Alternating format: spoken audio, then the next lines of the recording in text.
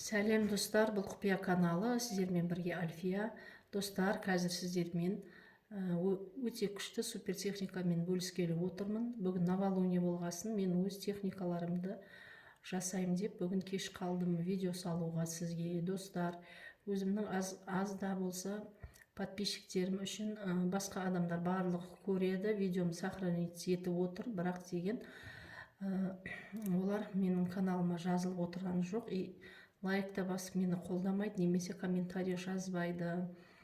Достар, мен тек бұл жерде мен тек сізге техника беріп қоймай, мен әрқайсысына энергия құйып отырамын.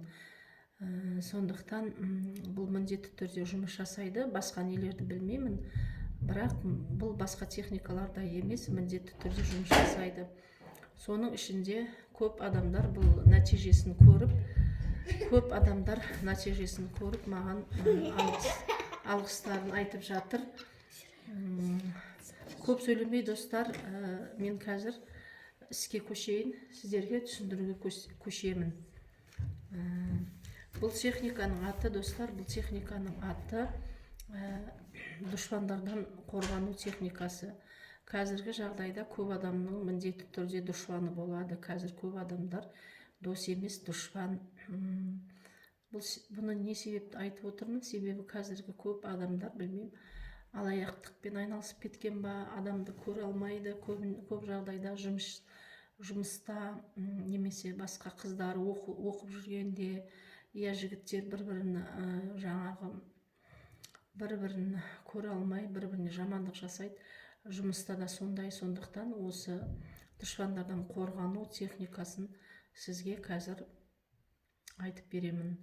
Ол үшін бізге әдеттегідей, егер де сіздің жұмысыңызда дұшпандарыңыз болатын болса, сіздің сыртыңыздан әртүрлі әңгіме айтып, тек сізге жамандық жасағысы келіп, жамандық ойлап жүрген адамдарыңыз болса, бұл техниканы жасасаңыз, сіздер дұшпаннан біратала құтыласыңыз.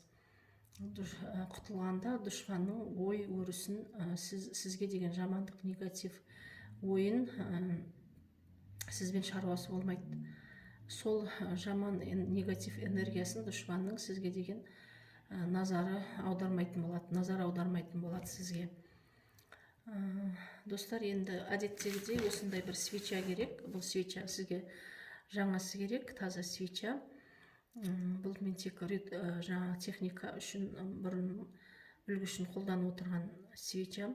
Осындай восковая свеча керек.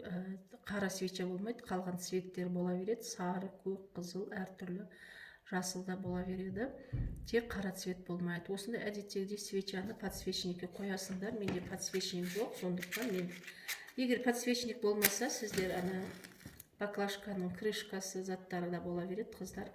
Сондықтан сіз осылай бекітесіңіз, міне мен сияқты подсвечникке саласыңыз, сосын міндетті түрде спичкаменен оң қолмен жағасыңыз. Оң қолмен жазған, достар, көріп тұр ма?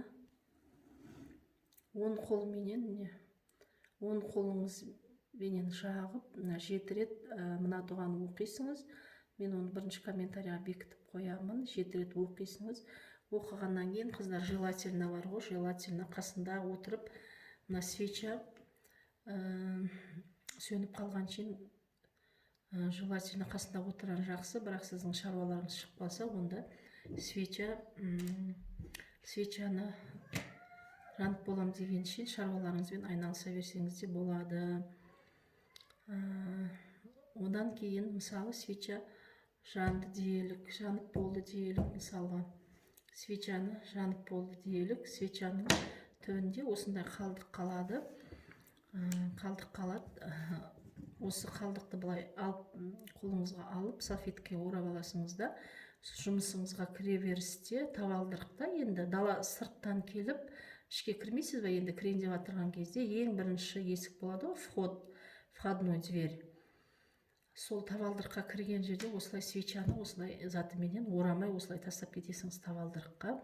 Сонда сізге жұмысыңыздағы дұшпандардың ойлары да, өздері де, басқа өздерінің, олардың жаңағы нелері іске аспай қалады, достар. бұл ешкімге жамандығын тигізбейді, сізге де дұшпаныңызға да. Просто ол кісі сізге жамандық жасаудан бас тартатын болады өзінен өзі. Достар, қателеріңізге жараса лайк басып мені қолдап кетіңіздер. Көп достар көбі оқып отыр, көбі просмотр қарап отыр, көбі сохранить етіп жатыр, бірақ ешқандай лайк баспайды, комментарий жазбайды. Достар, мен тек сіздерге техника беріп қоймай, мен бұл техникаларға энергия құйып қоямын, сіздерге жұмыс жасайтын қылып. Сондықтан достар, мені қолдап кетіңіздер. Құр қолға бата жүрмейді деген бар достар. Сәттілік онда.